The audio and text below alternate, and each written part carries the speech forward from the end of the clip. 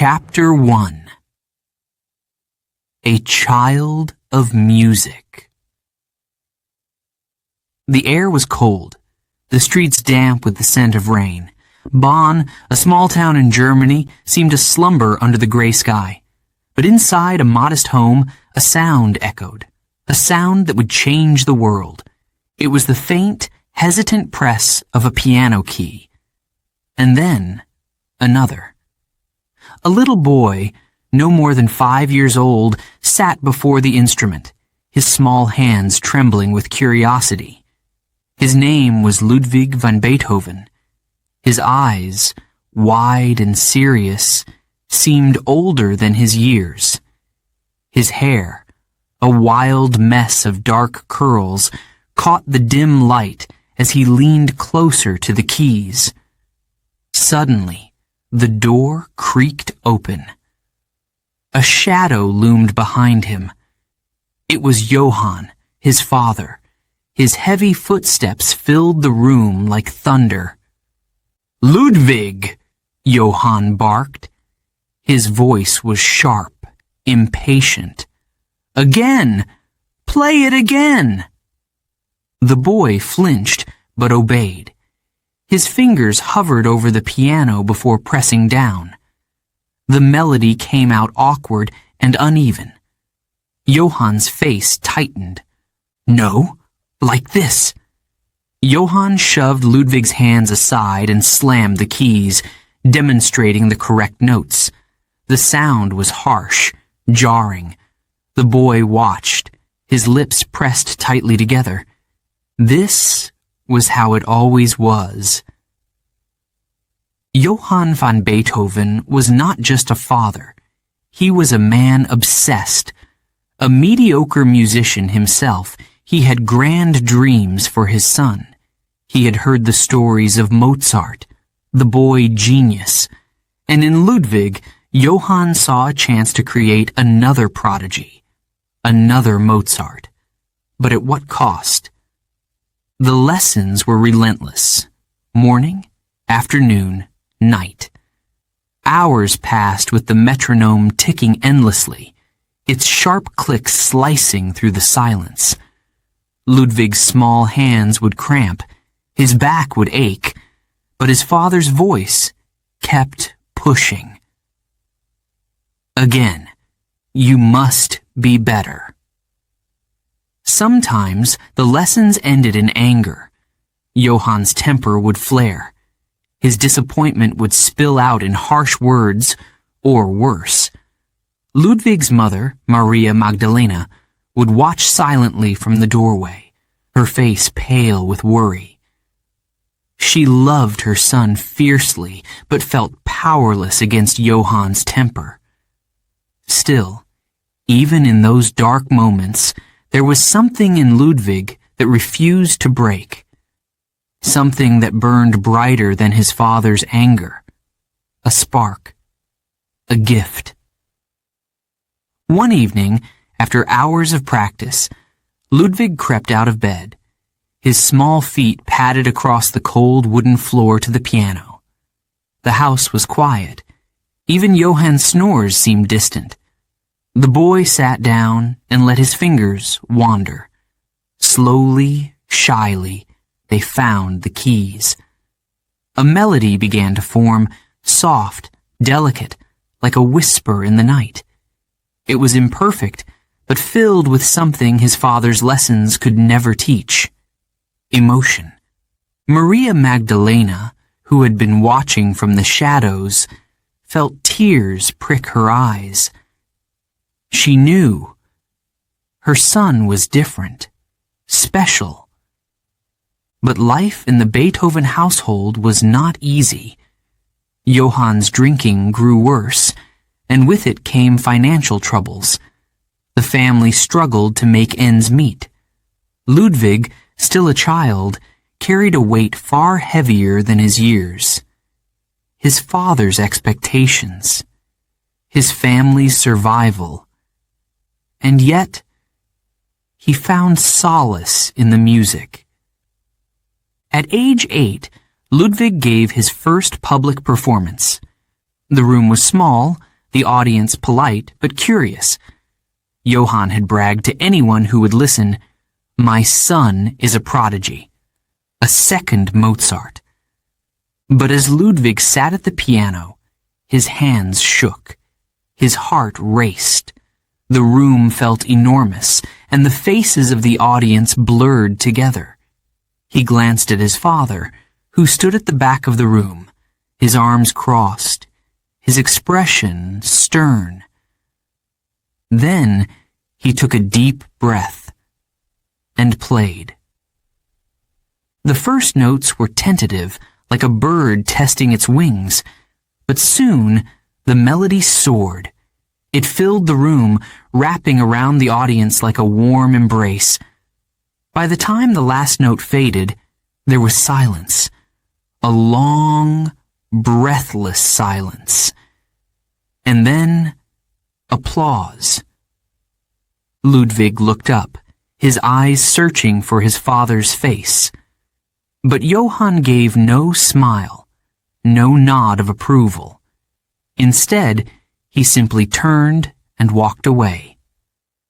The applause that night didn't last. Fame was fleeting. And for Ludwig, it was only the beginning of a long, uncertain road. By the time he was 10, he had surpassed his father's skills. He was teaching lessons, composing small pieces, and even earning money to help the family. But the weight on his young shoulders grew heavier with each passing year. There were moments of joy, though. Moments when Ludwig would sit alone at the piano and let his imagination run wild. The keys became his playground, the music his escape. In those moments, he was not just a boy. He was something more, something greater. Yet, shadows loomed over his life. His father's drinking worsened, turning him into a ghost of the man he once was.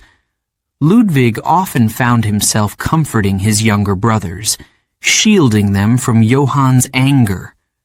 The burden of responsibility aged him beyond his years. One night, as Ludwig lay in bed, he whispered to himself, "One day, I will leave this place. I will be free." He dreamed of Vienna, the city of music, where Mozart himself had walked.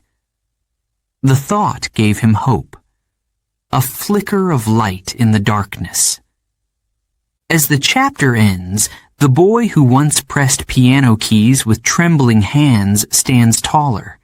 His gaze is no longer filled with fear, but with determination. Ludwig van Beethoven is no ordinary child. He is a boy with a gift and a destiny. But destiny is never kind. The road ahead will be filled with trials, heartbreak, and unimaginable challenges. Yet, from these struggles, a legend will rise. Chapter 2. The Prodigy Awakens.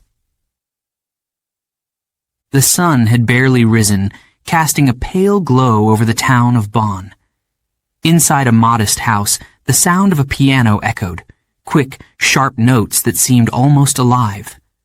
12-year-old Ludwig van Beethoven sat hunched over the keys, his fingers flying. His face was intense, focused.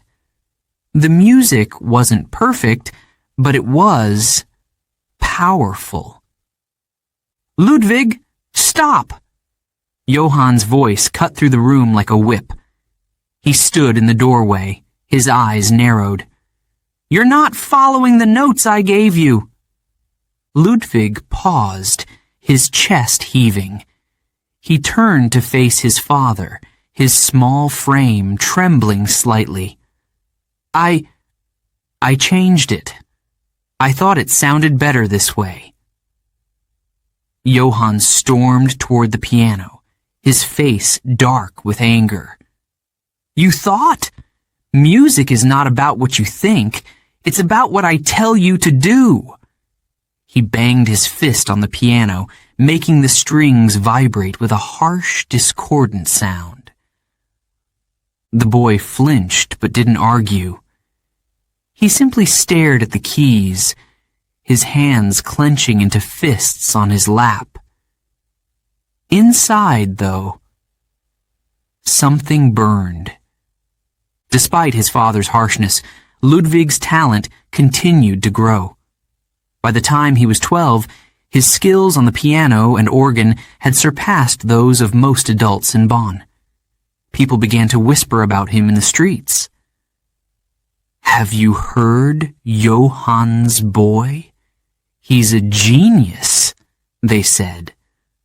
But the praise was not enough to soften Johann's expectations. "Ludwig," his father barked one day, "you will compose something, a real piece. Show them what you can do. Show them what I have taught you." Ludwig didn't answer. He only nodded, retreating to a small corner of the house where the piano stood. His heart pounded. His mind swirled with melodies, fragments of ideas, notes, rhythms. Slowly, he began to piece them together. Day turned to night. The candles burned low. Ludwig's fingers ached, but he didn't stop. This was his world, his escape. The music flowed out of him like a river, unstoppable. When he finally played the finished piece for his father, Johann listened with folded arms. The room was silent, save for the haunting melody that filled the air. When Ludwig finished, he looked up, his eyes hopeful. His father gave a single, curt nod. "Good," Johann said, "but you can do better." It was never enough. The pressure weighed heavily on Ludwig. Johann pushed him harder every day, demanding more practice, more performances, more perfection. At times, it felt as though his father wasn't teaching him music. He was trying to mold him into something, someone he wasn't. But Ludwig's talent couldn't be contained. When he wasn't practicing under his father's watchful eye, he experimented. He played with melodies, twisting them, bending them, making them his own. He even started composing his own pieces, secretly at first. One afternoon, Ludwig played a piece he had written for a small group of family friends. It was simple, but it carried a depth that surprised everyone in the room. The final notes lingered in the air, and for a moment, no one spoke. Finally, one of the guests, a local musician named Christian Neef, broke the silence. "This boy," he said, his voice filled with wonder, "is no ordinary child. He is extraordinary." Neef became Ludwig's mentor, offering him guidance and encouragement that Johann never could. Under Neef's tutelage, Ludwig's confidence grew.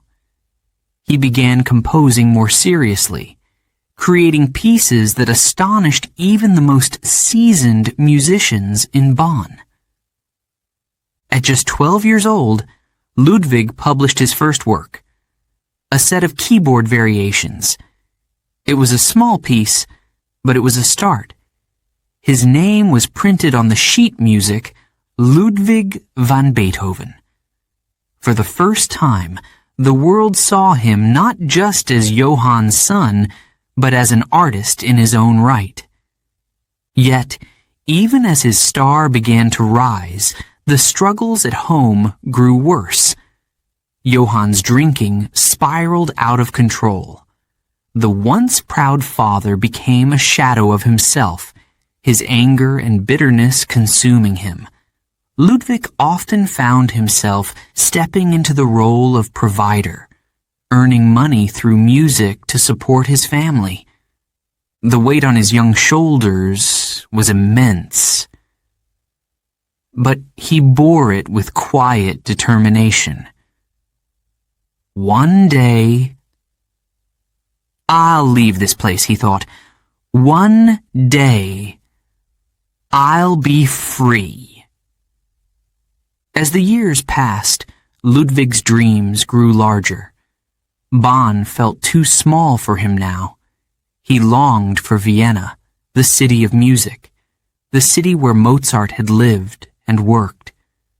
Ludwig wanted to stand where Mozart had stood, to learn from the greatest minds in music. But how could he leave? His family depended on him. His father would never let him go. And yet, the thought of staying in Bonn forever filled him with dread. One evening, after a long day of practice, Ludwig sat by the window, staring out at the dark streets. His mind was restless, filled with questions he couldn't answer. Suddenly, his mother's voice broke through his thoughts. "Ludwig," she said softly, "you are meant for more than this. I can see it, even if your father cannot." He turned to her, his eyes filled with emotion. "But what about you? And my brothers? If I leave—" Maria Magdalena placed a hand on his shoulder. "We will manage," she said. "But you must follow your path. Don't let anyone stop you." Her words stayed with him. They gave him hope, and a plan began to form. The chapter ends with Ludwig standing at a crossroads, torn between duty to his family and the call of his destiny. The spark of genius that had been ignited in his childhood now burned brighter than ever. But the road ahead was uncertain, filled with obstacles and unknowns. Would he find the courage to break free? Could he escape his father's shadow and make his mark on the world? The answer lay in Vienna. Chapter 3. Vienna Calls. The carriage rattled along the uneven road, each bump jolting Ludwig from his restless thoughts. He gazed out of the window, his heart pounding with excitement and fear. In the distance, the spires of Vienna rose like a dream. The city of music. The city where he would find his destiny. Or so he hoped. Ludwig van Beethoven, now a teenager, had left behind the quiet streets of Bonn. He had said goodbye to his family, though his father's parting words had been sharp and bitter. "Don't come back a failure," Johann had warned, his breath heavy with drink. But Ludwig wasn't thinking of his father now. His mind was on one name, Mozart, the great composer, the genius, the man who could teach him everything he needed to know. Would Mozart see his talent? Would he take him as a student? Or would Ludwig be just another boy with big dreams and no future? When Ludwig arrived in Vienna, the city overwhelmed him. The streets buzzed with life, merchants shouting, horses trotting, musicians playing in the open air. The buildings seemed to stretch endlessly, their grandeur unlike anything he had seen in Bonn. Yet, beneath the excitement, Ludwig felt a strange unease. He clutched his small suitcase tightly, his knuckles white. The city was magnificent, yes, but it was also unfamiliar, lonely. His first goal was clear: find Mozart. Ludwig's mentor in Bonn, Christian Niefe, had written a letter recommending him.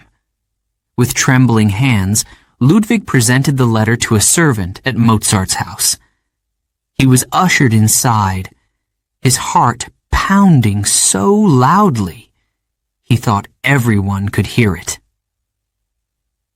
Mozart was seated at the piano when Ludwig entered the room. The great composer turned to look at him, his expression unreadable. Ludwig's throat went dry. For a moment, he couldn't speak. "Well?" Mozart said, his voice clipped. "What can you do?" Ludwig swallowed hard. He walked to the piano and sat down. His hands hovered over the keys. This was it, his moment. He closed his eyes and began to play. The music started soft, hesitant, but soon it grew bold, fiery, alive. Ludwig's fingers flew over the keys, pouring every ounce of emotion into the notes. When he finished, there was silence. He looked up, his chest heaving. Mozart studied him for a moment, then nodded. "You have talent," he said. "Real talent. We can work together."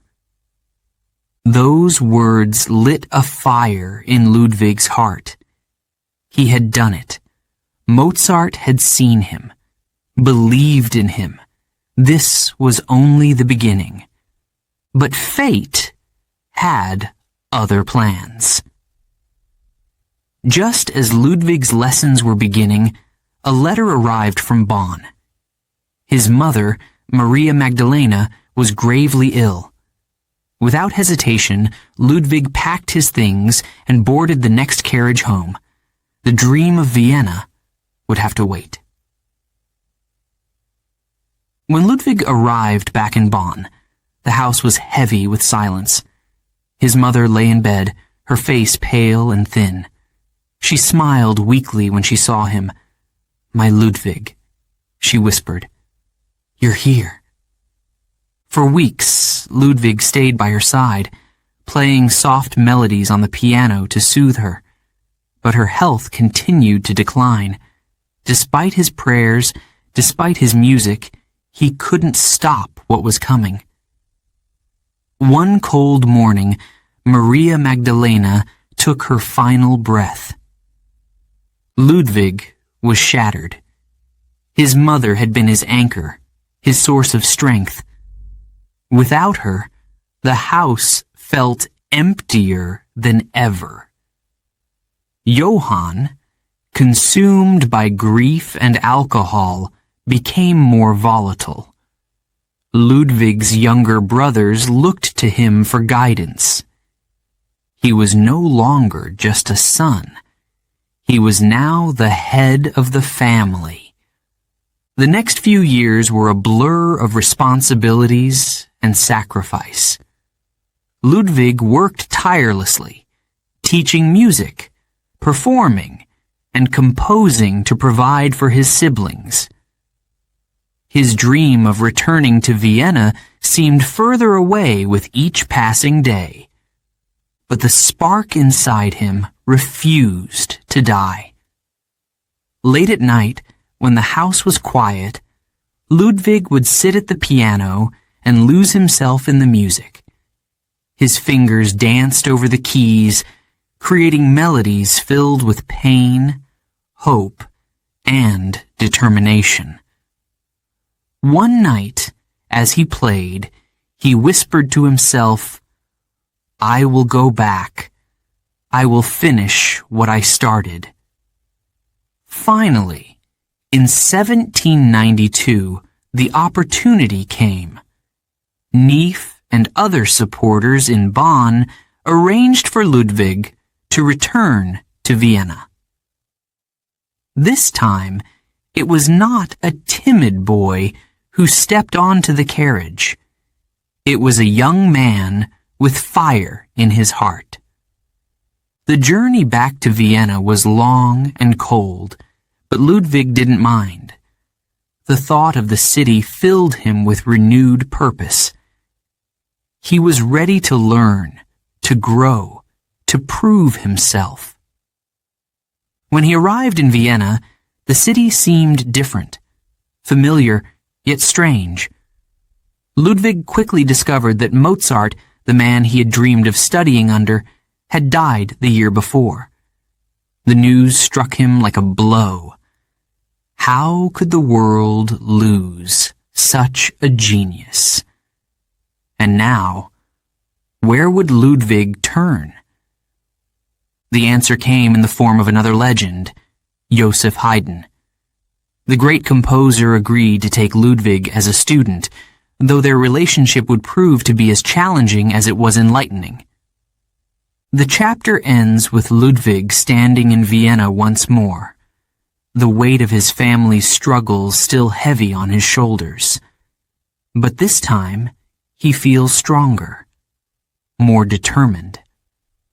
The path ahead is uncertain, filled with obstacles and heartbreak. But Ludwig knows one thing for sure. He will not give up. He will make his mark on the world. Chapter 4. A Meeting of Giants. The crisp morning air filled the streets of Vienna as Ludwig van Beethoven strode purposefully toward a grand building. His hands were clenched at his sides, his heart racing with anticipation. Today, he would meet Joseph Haydn, the great composer, the father of the symphony. This was no ordinary meeting. This was destiny. Inside, Haydn awaited him. His powdered wig and elegant coat reflected his status, but his eyes held a warmth that surprised Ludwig. The young composer bowed deeply, but not without a flicker of pride in his gaze. "So," Haydn said, his voice calm and measured, "you are the boy from Bonn everyone speaks of." Ludwig straightened, his chin slightly raised. "I am, sir, and I am here to learn." Haydn smiled, but there was a hint of something else behind it, curiosity. "Then show me what you can do." Ludwig sat at the piano, his hands trembling slightly as they hovered over the keys. But the moment the first note sounded, all hesitation vanished. The music poured out of him, fierce and passionate, filling the room with a force that seemed almost too great for his young frame. When he finished, the room fell silent. Haydn rose slowly, his face unreadable. Ludwig's chest tightened. Had he failed to impress the master? Then Haydn spoke. "You have fire in your soul, Beethoven. But fire must be controlled. Come, let us begin." The lessons were intense. Haydn, with his years of experience, demanded precision and discipline. Ludwig, with his bold ideas and restless energy, often clashed with his teacher's methods. "Follow the rules, Beethoven!" Haydn would insist, his voice firm but patient. "Music is a craft. It must have structure." But Ludwig would shake his head, his dark curls bouncing with defiance. "Rules are chains, Master Haydn. Music should be free. It should speak from the heart." Their arguments echoed through the halls, each lesson a battle of wills. Yet, despite the tension, there was a mutual respect between them. Haydn admired Ludwig's daring spirit, while Ludwig respected Haydn's wisdom and skill. One day, during a particularly heated session, Haydn placed a hand on Ludwig's shoulder. "You remind me of myself when I was young," he said, his voice softer than usual. "But listen to me, boy. Greatness comes not just from breaking the rules, but from mastering them first." Ludwig didn't respond, but the words stayed with him. That night, as he worked on a new piece, he found himself thinking of Haydn's advice. For the first time, he tried to balance his fiery passion with the structure his teacher had taught him. The result was something extraordinary, a piece that blended tradition with innovation, emotion with precision. When he played it for Haydn, the older man nodded approvingly. "You're learning," he said simply. Yet, even as Ludwig grew under Haydn's guidance, his rebellious spirit refused to be tamed. He began composing works that shocked and challenged the Viennese audience. His music was louder, bolder, more intense than anything they had heard before. "He's too wild," some critics said, "too daring." But others couldn't look away. They saw the brilliance in his defiance, the genius in his boldness. Ludwig didn't care what the critics thought. He cared only about the music. And deep down, he knew he was destined to change the world of music forever. As the months turned into years, Ludwig's relationship with Haydn grew more complicated. While they continued to respect each other, Ludwig began to feel the need to move beyond his teacher's shadow. He wanted to find his own voice, to create music that was truly his. One fateful day, Ludwig approached Haydn after a lesson. "Master," he said, his voice steady, "I think it's time for me to stand on my own." Haydn looked at him, his expression a mix of pride and sadness. "You are ready," he said after a long pause. "But remember this, Beethoven. The world will not always understand you. They may criticize you, even mock you, but never stop. Never let them silence your voice." Ludwig nodded, his heart heavy with gratitude. "Thank you, Master," he said, "for everything." Their parting marked the end of an era for Ludwig. He had learned much from Haydn, but now he was ready to forge his own path. The fire inside him burned brighter than ever, fueling his ambition, his creativity, and his determination to leave his mark on the world. But the journey ahead would not be easy. There would be struggles, heartbreak, and challenges he could not yet imagine. Still, Ludwig knew one thing for certain. He would not bow to tradition. He would not be silenced. He would create music that stirred the soul and challenged the world. And he would do it his way. Chapter 5. A Taste of Fame. The hall was silent. All eyes were on Ludwig van Beethoven as he sat at the piano, his back straight, his fingers poised above the keys. The audience waited, their breaths held. Then, the first note rang out.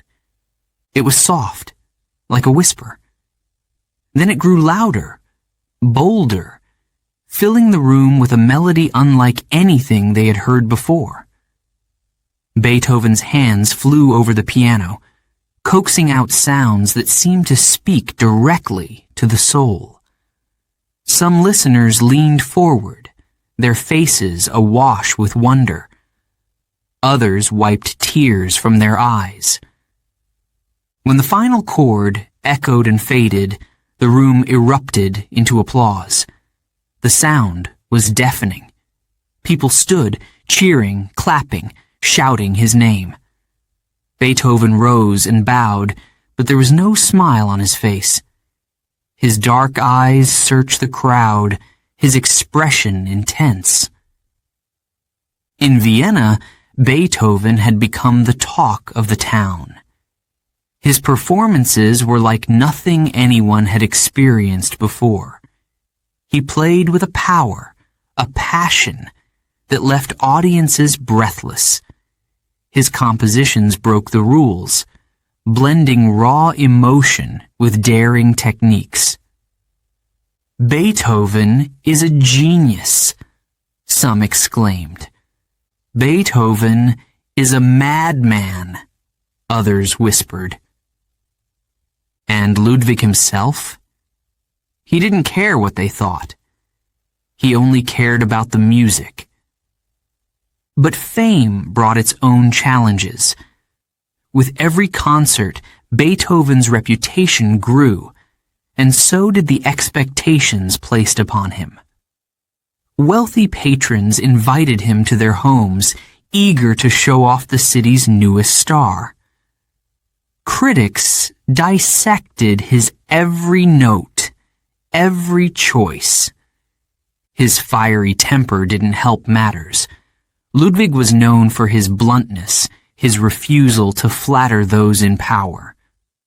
Once, during a gathering at a nobleman's home, someone remarked that he should act with more humility. Humility? Beethoven snapped, his voice cutting through the room. There are many princes, but only one Beethoven. The room fell silent. Some were offended. Others were secretly thrilled by his audacity. Still, Ludwig's fame continued to grow. He became a favorite in Vienna's salons, where the city's elite gathered to hear the latest in music and gossip. His compositions shocked and delighted, each one pushing the boundaries of what music could be. His piano sonatas became the talk of the city. People marveled at the way he made the piano sing, weep, and roar. He doesn't just play the piano, one admirer said. He speaks through it. But Ludwig's boldness also earned him enemies. Traditionalists accused him of disrespecting the art form, of being reckless and arrogant.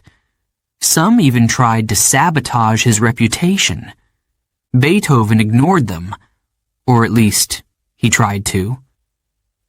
Deep down, the criticism stung, but instead of showing it, he channeled his emotions into his music.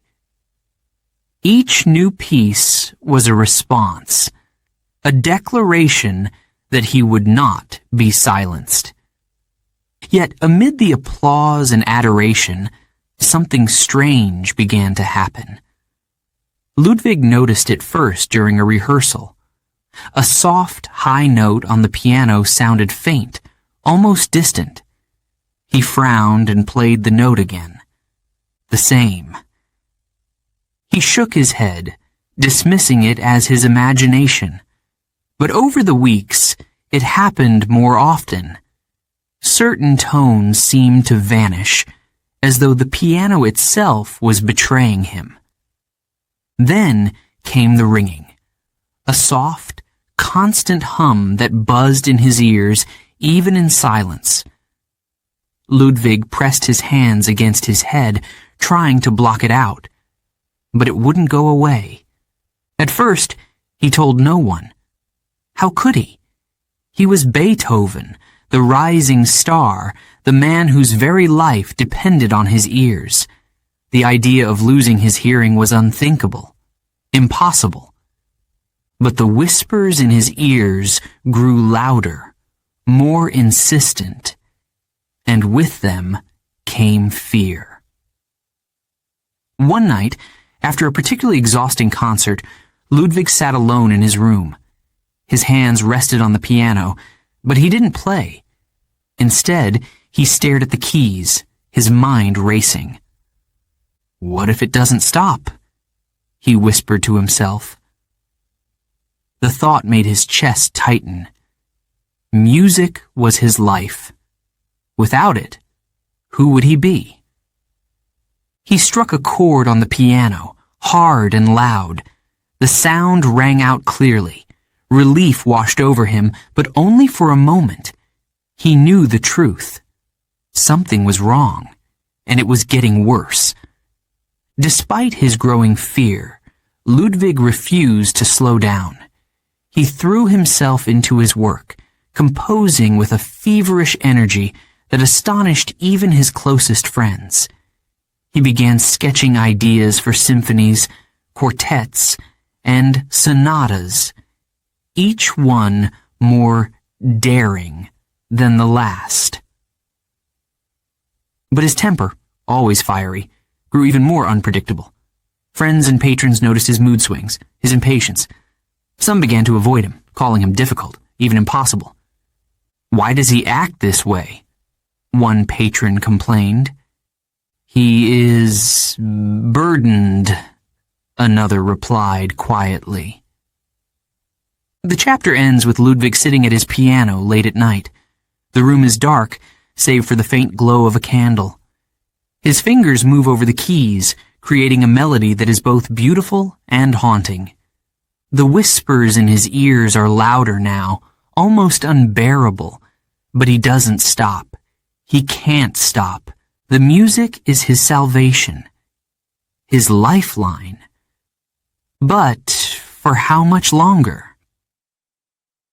Before we begin, Chapter 6, a quick note for our listeners. You're currently listening to this audiobook on Woo English. Remember, this content is specially made for Woo English listeners only.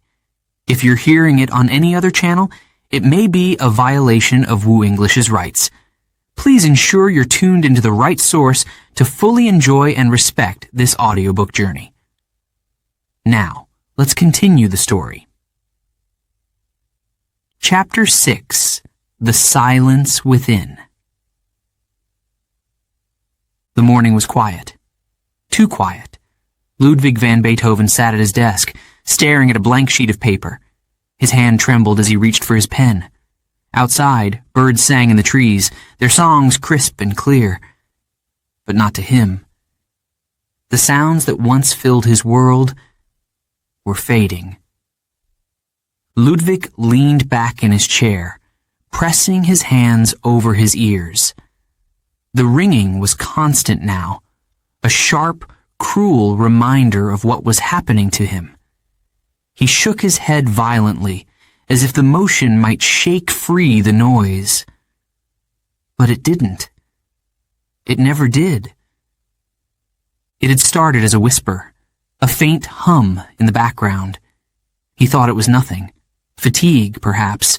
Too many late nights at the piano. But then it grew louder. And soon, certain sounds seemed to vanish altogether.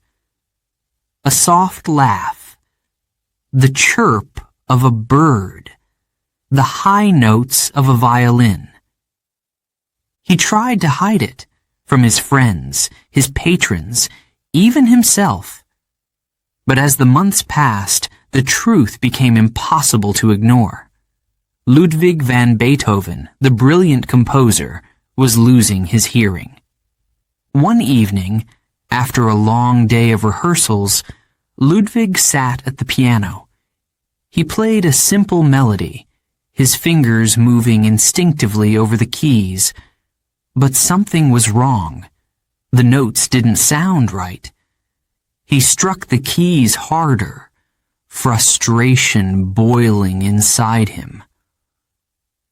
"Why can't I hear it?"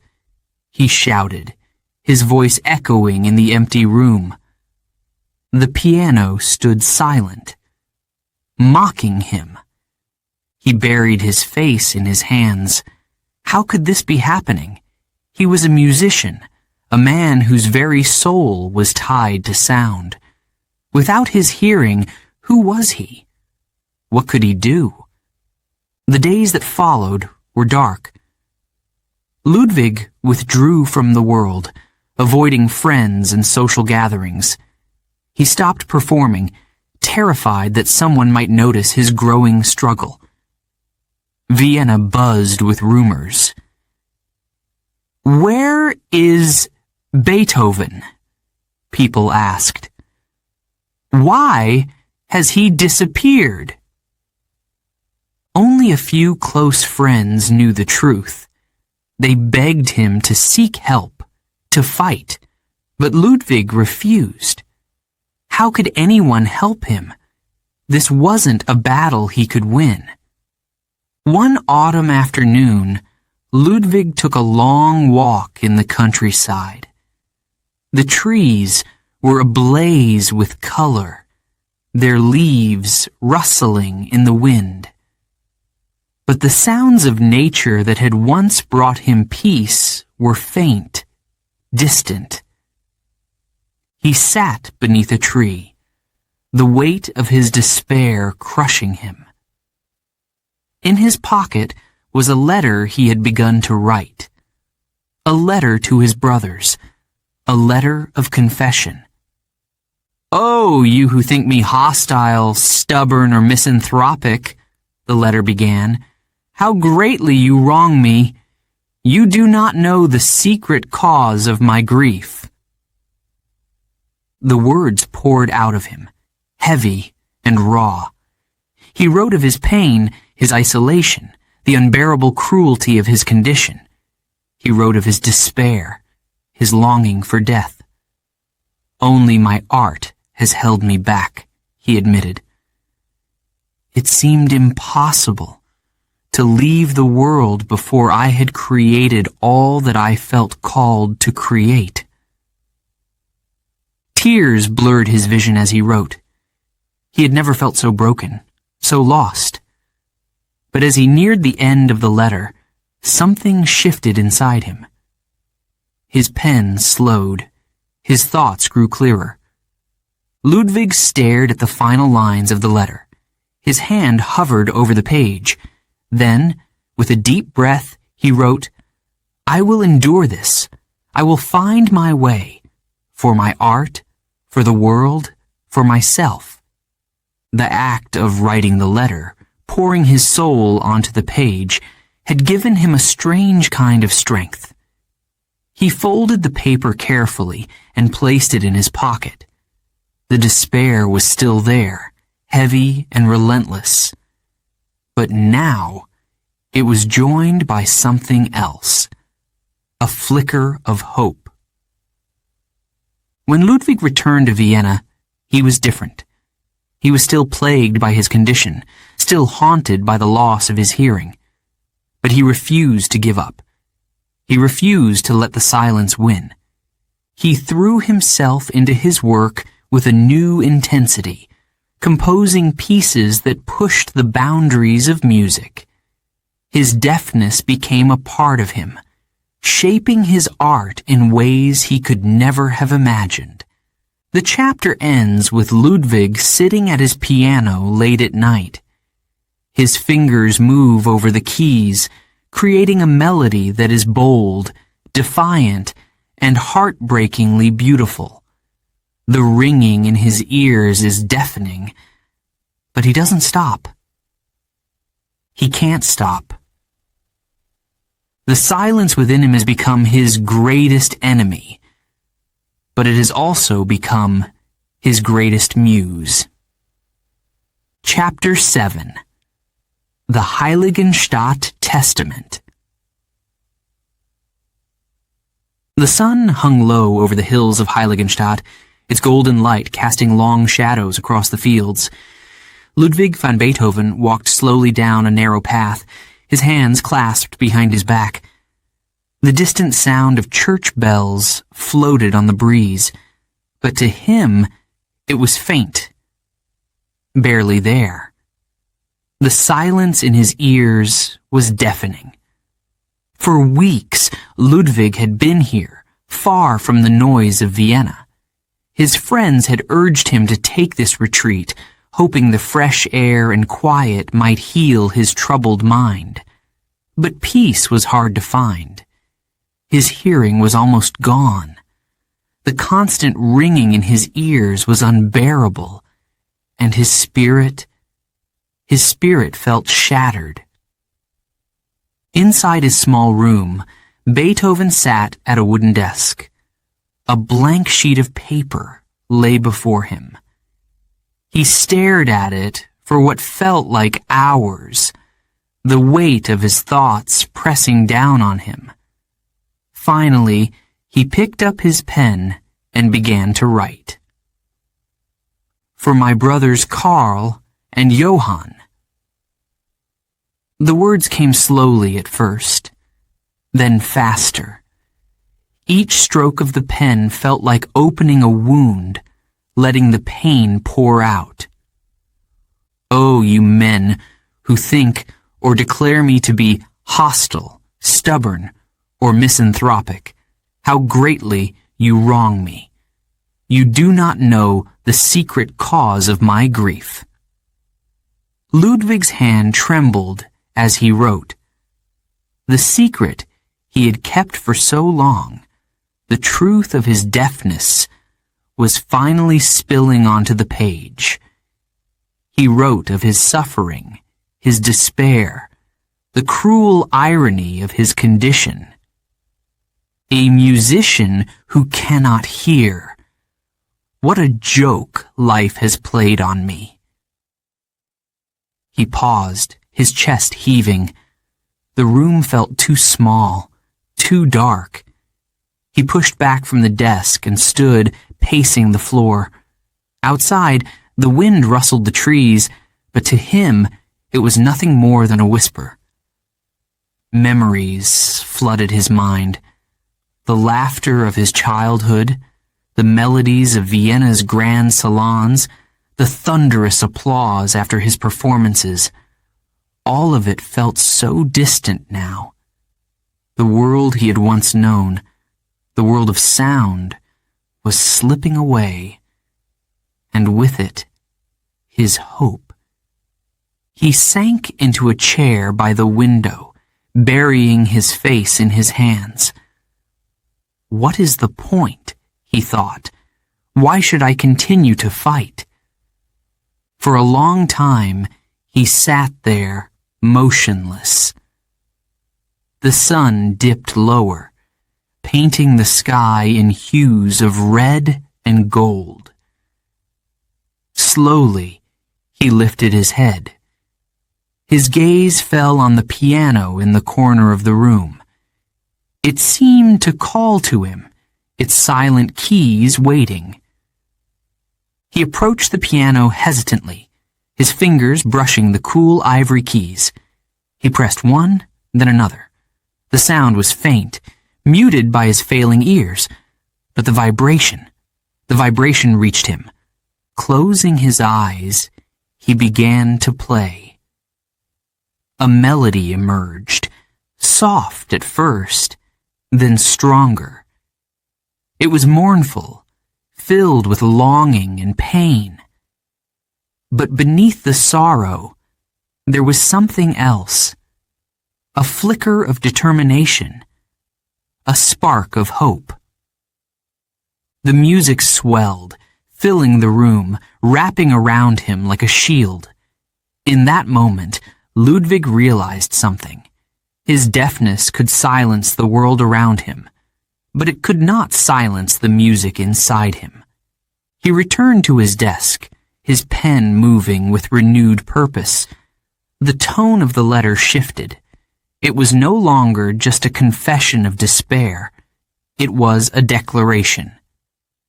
Only my art held me back. It seemed impossible to leave the world before I had created all that I felt called to create.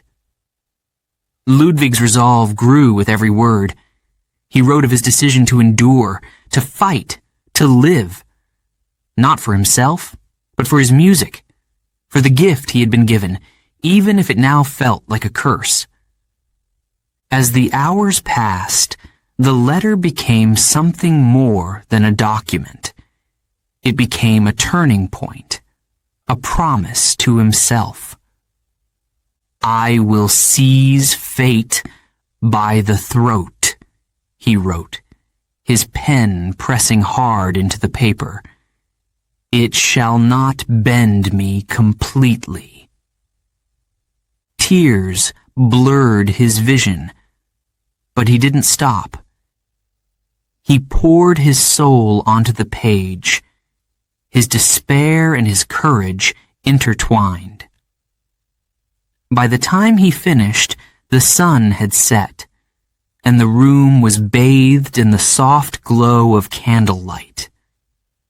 He folded the letter carefully, placing it in a drawer. It was never meant to be sent. It was not for his brothers, not really. It was for him, a reminder of his darkest moment and of his decision to rise above it. The next morning, Ludwig stood on a hill overlooking Heiligenstadt. The air was crisp, the sky clear. He felt lighter. The burden of his pain was still there, but it no longer crushed him. He had made his choice. He would not give in. The music inside him burned brighter than ever. He thought of the symphonies he had yet to write, the sonatas waiting to be born. He thought of the people his music might touch, the lives it might change. I will not stop, he vowed silently. I will create music that will echo through eternity. The chapter ends with Beethoven walking back down the hill, his steps steady, his gaze focused. The silence within him remains, but it no longer defines him. He is more than his deafness. He is a composer, a creator, a man who refuses to surrender, and his greatest works are yet to come. Chapter 8. The Hero's Symphony. The room was quiet. Beethoven sat at his desk, staring at the blank sheet of music before him. Outside, Vienna bustled with life, but inside, only silence surrounded him. His silence. Yet within him, a storm raged, a symphony waiting to be born. He gripped his pen tightly, his mind racing. The melodies had been swirling in his head for weeks, bold, fierce, different. This was not just music, it was a revolution, a declaration of everything he believed in. Freedom, courage, the triumph of the human spirit. Beethoven began to write, his strokes sharp and deliberate. The notes spilled onto the page, growing louder in his mind with every line. He could hear it, even in his deafness. The sweeping violins, the thunderous drums, the triumphant horns. This would not be an ordinary symphony. It would be his greatest work yet. A masterpiece that would shake the world of music. But who would it honor? Ludwig's mind drifted to Napoleon Bonaparte. The French general had captured the hearts of Europe with his ideals of liberty and justice. A hero of the people, they called him. Beethoven had followed his rise with admiration, believing Napoleon to be a man who could change the world. Yes, Ludwig murmured, his pen hovering over the page. This symphony will be for him, a tribute to a true hero. For months, Beethoven poured his soul into the music. The first movement surged with energy like a battle unfolding. The second was somber, a funeral march for those who had fallen. The third leapt with vitality, and the fourth ended in triumph. A celebration of victory and resilience. As he wrote, Beethoven felt a connection to his work unlike anything he had created before. This wasn't just a symphony. It was a part of him, a reflection of his struggles, his hope, his vision for humanity. By the time he finished, he knew. This was more than music. This was history. The symphony was complete. He called it Sinfonia Eroica, the Heroic Symphony. On the title page, in bold letters, he wrote, "Dedicated to Bonaparte." But fate had other plans. One evening, as Beethoven worked in his study, a friend burst into the room, his face pale. "Ludwig," he said, breathless, "have you heard? Napoleon has declared himself emperor." Beethoven froze. "What?" The man nodded. "He crowned himself in Paris. He's no hero, Ludwig. He's a tyrant, like all the rest." For a moment, Beethoven didn't move. His pen hovered over the title page.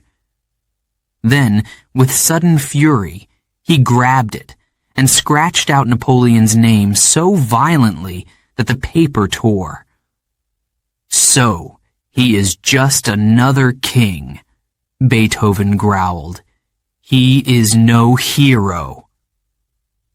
He slammed his fists on the desk, his rage filling the room. The symphony that had once been a tribute to freedom now felt like a betrayal. But the music remained. Despite his anger, Beethoven knew that the Eroica was greater than its dedication. It was not about Napoleon. It was about the idea of heroism itself. The struggle, the sacrifice, the victory. "It belongs to everyone," he said quietly. "Not just one man." The premiere of the Eroica Symphony was a night to remember. The hall was packed, the air thick with anticipation. Ludwig stood at the front, his dark eyes scanning the crowd. He could not hear their murmurs, their shuffling feet, but he could feel their energy. The orchestra began to play. The first notes struck like lightning, bold and commanding. The audience leaned forward, their faces a mix of shock and awe. This was not the music they were used to. It was loud, defiant, alive. The second movement brought tears to many eyes. The funeral march was haunting, filled with sorrow and beauty. It was as if Beethoven had captured the very essence of loss and put it into sound. By the time the final notes rang out, the audience sat in stunned silence. Then, slowly, the applause began. It grew louder and louder, until the entire hall erupted in cheers. Beethoven turned to face the crowd. He couldn't hear their clapping, their shouts of bravo, but he could see their faces, and in their eyes he saw what he needed to see. They understood. The Eroica was not without controversy. Some critics called it too long, too strange. Others dismissed it as overly dramatic. But Beethoven didn't care. He knew what he had created. A masterpiece, a revolution in music. The Eroica Symphony was more than a tribute. It was a declaration of Beethoven's own triumph. His struggle against deafness. His refusal to give in to despair. His belief in the power of art to inspire and transform. As the chapter ends, Beethoven sits alone in his room, a faint smile on his face. He has faced betrayal, heartbreak, and silence, yet his music continues, stronger than ever. The Eroica is only the beginning. Chapter 9. The Man Who Heard in Silence. The crowd erupted into applause. People stood, cheering, clapping, their faces alight with admiration. But Ludwig van Beethoven stood with his back to them, staring at the orchestra. His hands gripped the edge of the conductor's stand. His eyes darted back and forth, scanning the players' faces, searching for something he could no longer feel. He turned to the audience, their mouths wide in exclamation. The hall thundered with their approval. But Beethoven heard nothing. A musician leaned forward and gently touched his sleeve. Beethoven flinched, startled. The man pointed toward the crowd, mouthing words slowly. "They love it. They love you." Beethoven nodded stiffly, forcing a bow. His heart ached. How cruel, he thought. How cruel to create music I cannot hear. By now, Beethoven's deafness was complete. The faint whispers, the muffled notes, the distant echoes, they were all gone. Silence surrounded him, thick and unrelenting. Even the ringing that had once plagued his ears had faded. He lived in a world without sound. Yet his mind was louder than ever. The melodies came to him in flashes, bursts of inspiration that seemed to spring from nowhere. He couldn't hear the notes, but he could see them. They danced in his imagination, vivid and wild. Violins soared like birds, trumpets roared like thunder, and pianos whispered secrets only he could understand. Beethoven would rush to his desk, scribbling furiously. Each note, each phrase felt like a lifeline. He pounded rhythms into his piano, pressing his ear against the wood to feel the vibrations.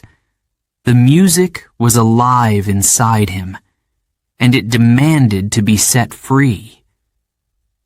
But the silence brought loneliness. Conversations became impossible. Friends grew distant. Even those who stayed close struggled to bridge the gap. Beethoven retreated further into himself, his world shrinking to the size of his desk, his piano, and the ever-present hum of his own thoughts. The isolation weighed heavily on him. He wrote letters to friends, pouring out his frustration and sorrow. "I live in solitude," he confessed, "but it is this solitude that gives me strength." Despite the challenges, Beethoven's genius only grew. His works during this time were unlike anything the world had heard before. Bold, complex, emotional, He pushed the boundaries of music, defying the expectations of audiences and critics alike. One day, he began work on a new piece, a piano sonata. It started as a simple melody, delicate and haunting. But as he developed it, the music grew darker, more intense.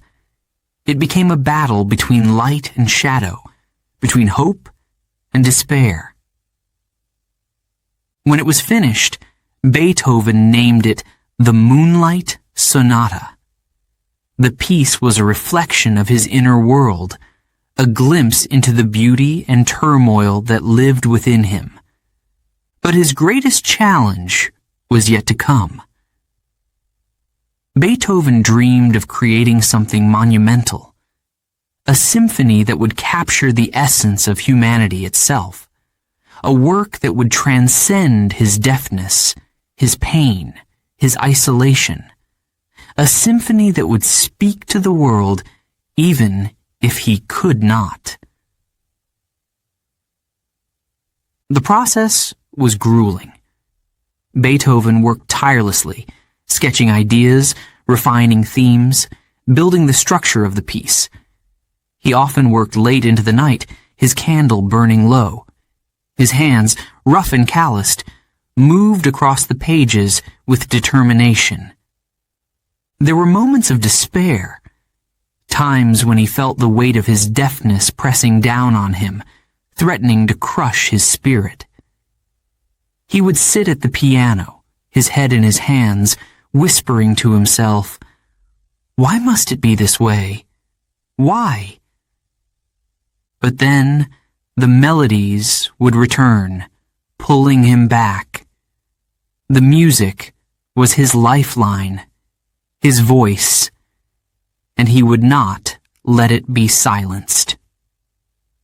When the symphony was complete, Beethoven called it his 9th symphony.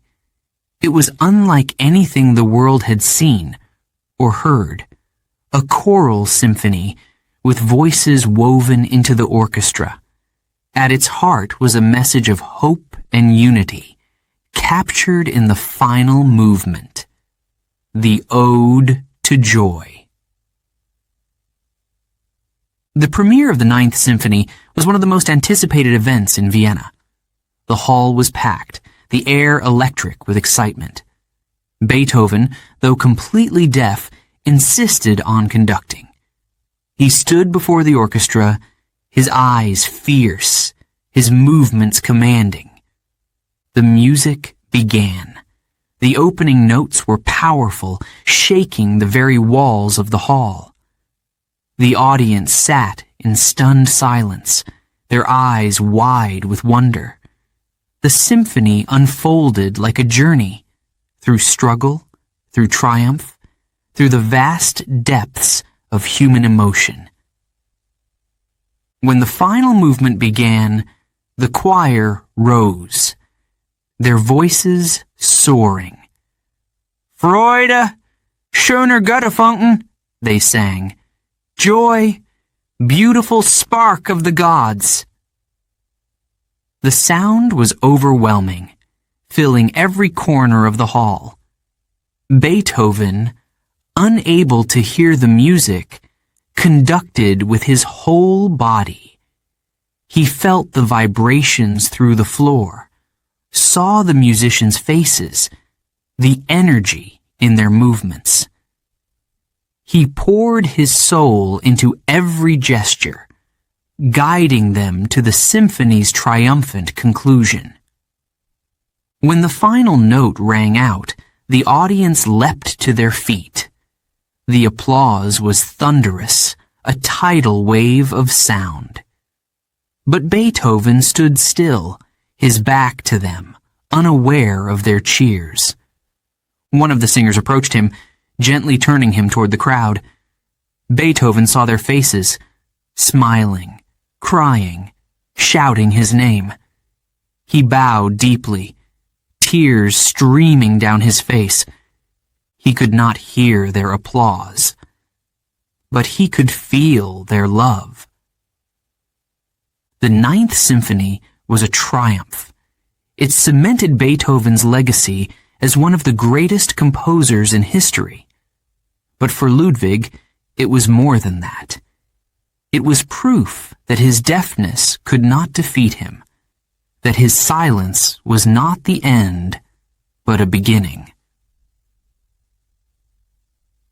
Chapter 10. Immortal Beloved. The letter lay open on the desk, its words scrawled with raw emotion. The ink had long since faded, but the passion it carried still burned through every line. It began simply, "My angel, my everything, my very self." Ludwig van Beethoven had written many letters in his life. But this one was different.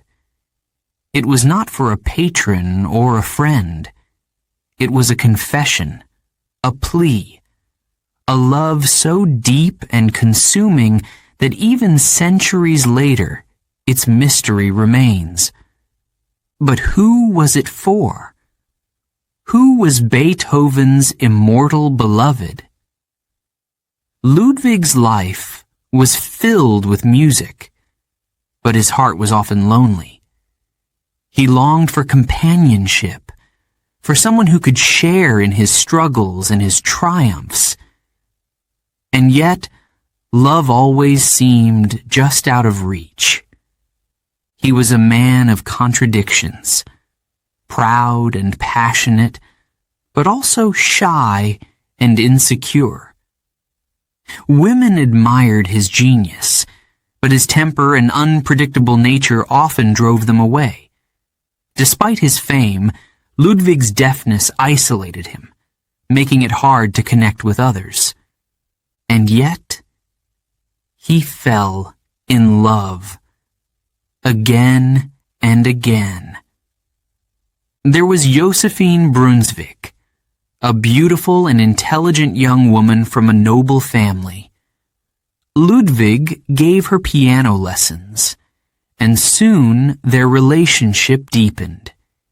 He wrote tender letters to her, filled with longing and admiration. "You are my everything," he once wrote. "When I think of you, I feel alive." But Josephine was trapped by the expectations of her class. She was expected to marry for status, not for love. Though she cared for Ludwig, she could not defy her family. She married another man, leaving Beethoven heartbroken. The pain of her loss echoed in his music. His piano sonatas from this period are filled with melancholy, their melodies heavy with unspoken sorrow. Years later, Ludwig met Therese Malfatti, another student of his. She was bright, charming, and full of life. Ludwig adored her, and for a time it seemed his feelings might be returned. He even considered proposing. But Therese's family disapproved. Ludwig's fiery personality, his deafness, his lack of wealth, they saw only his flaws, not his genius. Once again, love slipped through his fingers. The rejection stung. Beethoven withdrew further into himself, pouring his emotions into his compositions. Music became his refuge, the only place where he could express the depth of his feelings. Then came the letter. Written in 1812, it was found among Beethoven's belongings after his death. Addressed simply to "My immortal beloved," it revealed a love so intense, so all-consuming, that it seemed almost too large for this world. "Forever thine," the letter ended. "Forever mine. Forever ours."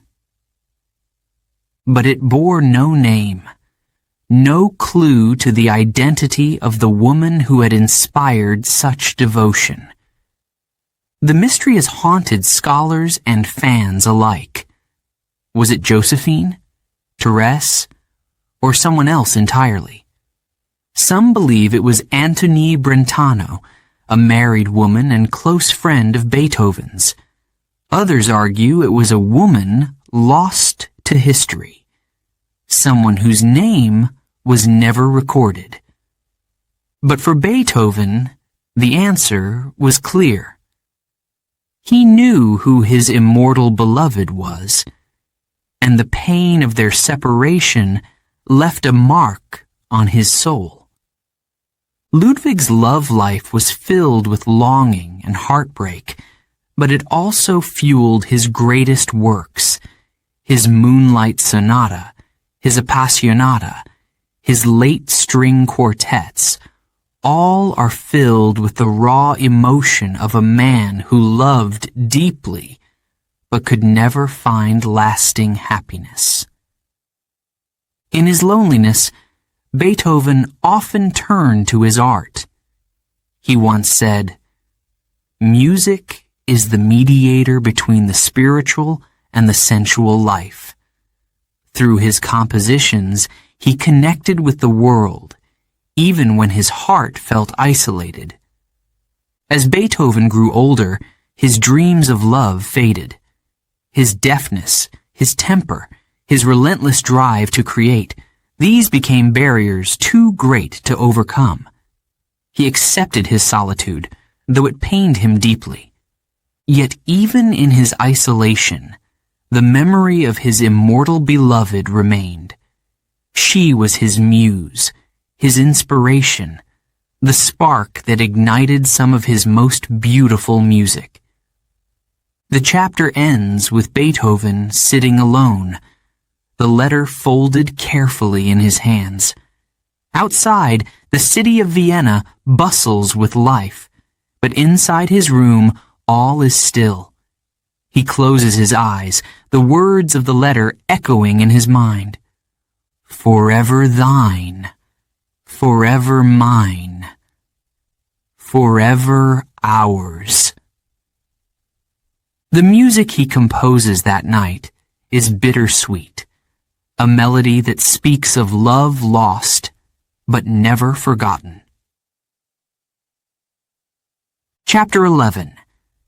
The Ninth Symphony, A Shout to Heaven. The room was silent, save for the faint scratching of Beethoven's pen. His hand moved swiftly, filling the page with notes, rhythms, and harmonies that seemed to burst from his very soul. Outside, the streets of Vienna buzzed with life, but inside, only the music mattered. Ludwig van Beethoven sat hunched over his desk, his hair wild, his eyes fierce with determination. The paper before him was no ordinary composition. It was his vision, his masterpiece, his gift to humanity, the Ninth Symphony.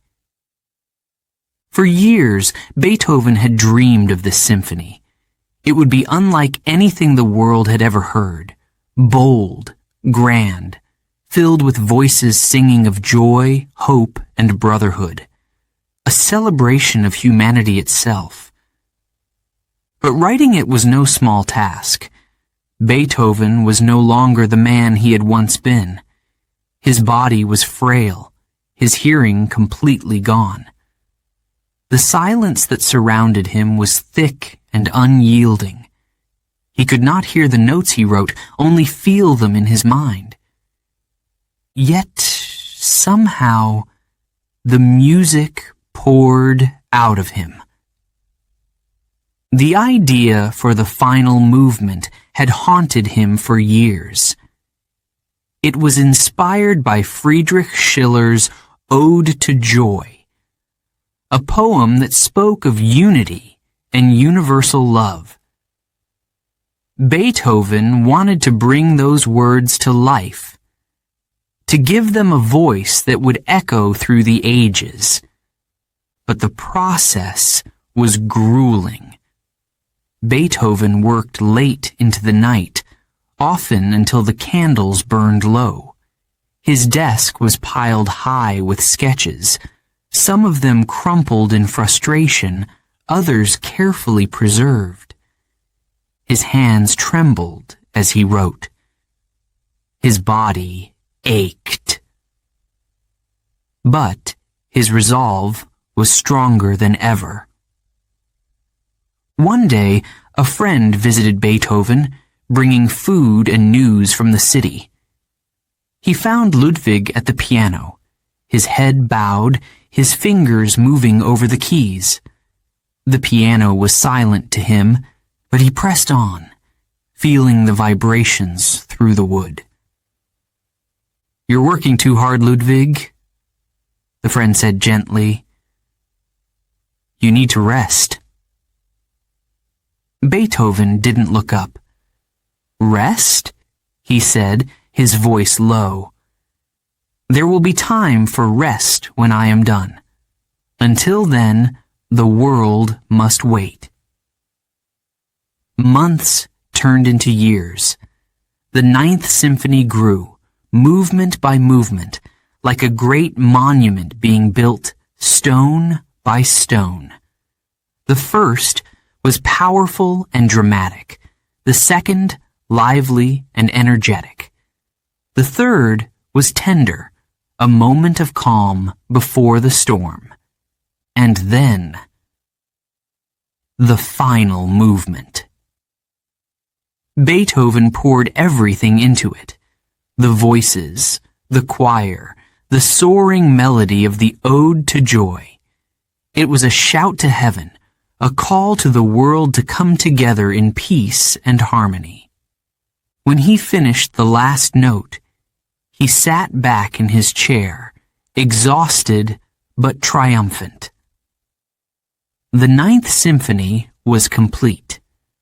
The premiere was scheduled for May 7th, 1824. Vienna buzzed with excitement. This was Beethoven's first public appearance in years. People whispered about the great composer, the man who had created music, even in silence. On the day of the concert, the hall was packed. Nobles, musicians, and ordinary citizens all came to witness history. The air was thick with anticipation. Beethoven, now old and frail, stepped onto the stage. He could not hear the cheers that greeted him, but he saw the faces of the audience, their admiration clear. The orchestra began. The music swelled, filling the hall with its power. Beethoven stood at the front, conducting with fierce energy. His movements were sharp, almost violent, as if he were fighting the silence that surrounded him. The final movement began. The choir rose, their voices soaring with the melody of the Ode to Joy. Freude, schöner Götterfunken, they sang. Joy, beautiful spark of the gods. The sound was overwhelming. The audience was transfixed, their eyes wide, their breaths caught. Many wept openly, overcome by the beauty of the music. But Beethoven could hear none of it. When the symphony ended, the hall erupted in applause. The audience stood, clapping, cheering, shouting Beethoven's name. Some waved their hats, others cried out in praise. It was a triumph, a moment of pure, unfiltered joy. But Beethoven remained still, his back to the crowd. He did not know they were cheering. He did not hear the thunderous applause. One of the singers approached him, gently touching his arm. Beethoven turned, startled.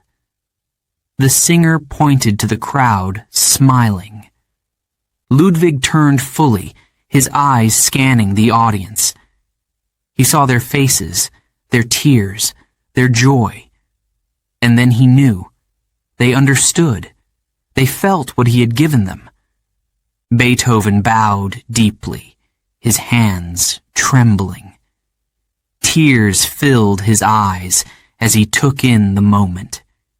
He could not hear their voices, but he could feel their love. For Beethoven, the Ninth Symphony was more than music. It was his defiance of fate, his triumph over despair. It was proof that even in silence, he could create a masterpiece. The chapter ends with Beethoven sitting alone in his study, the applause still echoing in his memory. Outside, the night is quiet, but inside his mind, the music continues. It always will. Chapter 12. The Eternal Note. The room was dark, save for the soft glow of a candle flickering on the desk. Ludwig van Beethoven sat by the window, staring into the night. The city of Vienna was quiet, the streets empty. A chill hung in the air, but he barely noticed. His thoughts were far away, drifting through the years of his life. Beethoven's body was frail now, worn by illness and time. His hands, once strong and commanding at the piano, trembled as they rested in his lap. The silence around him was absolute. He could no longer hear the faintest whispers of sound. Yet, within him, the music was alive. Beethoven closed his eyes and memories came rushing back. He saw himself as a boy, sitting at the piano for the first time, his father's stern voice urging him on. He saw the crowded streets of Vienna, the grand concert halls, the faces of audiences captivated by his music. He remembered the struggle, the heartbreak, the isolation of his deafness, the nights spent alone, battling despair, finding solace only in his compositions. And yet, through it all, he had created music that spoke to the soul. Music that transcended words, reaching into the very heart of humanity. A soft knock at the door broke his thoughts. His housekeeper entered, carrying a tray with tea and bread. "Master Beethoven," she said gently, "you must eat." He waved her away, his lips pressed into a thin line. She hesitated, then placed the tray on the table and left. He had little appetite these days. His body was failing him, but his mind burned with an intensity that refused to fade. Ludwig reached for a pen and a sheet of paper. Even now, in his final days, he could not stop creating. His hand moved slowly, but each stroke was deliberate. The notes formed on the page like a quiet whisper of eternity. The music in his mind was faint now, like a candle nearing the end of its wick. But it was still there, always there. As the days passed, Beethoven grew weaker.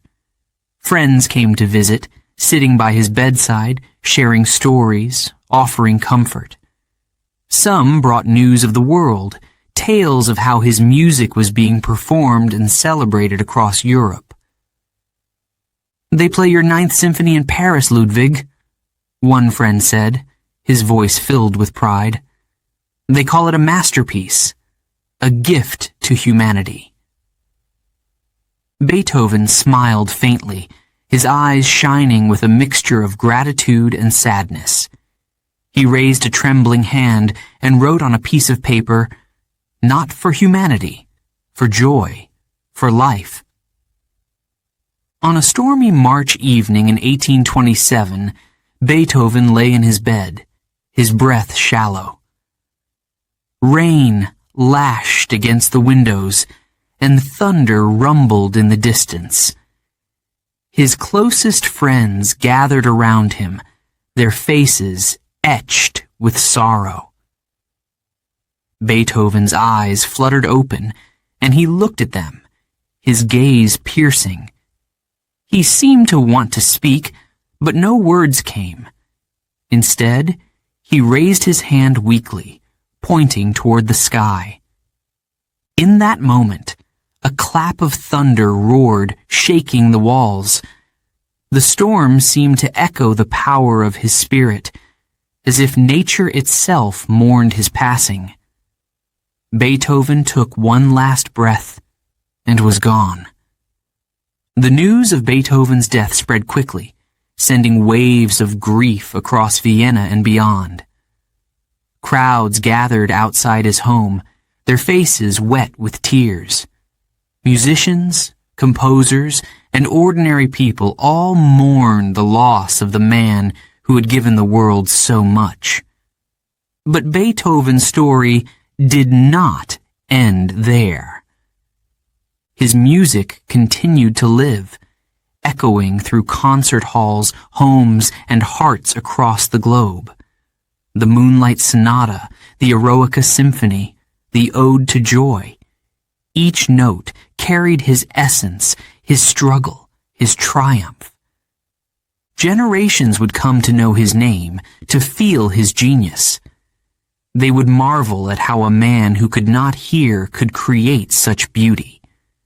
They would find hope in his resilience, courage in his defiance of fate. The chapter ends with the image of Beethoven's desk, his pen resting beside an unfinished sheet of music. Outside, the storm has passed, and the sky is clear.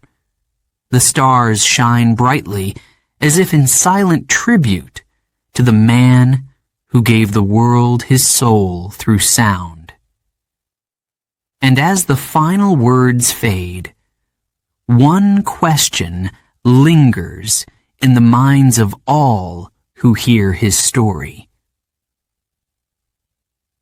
How could a man who lost so much give the world so much more?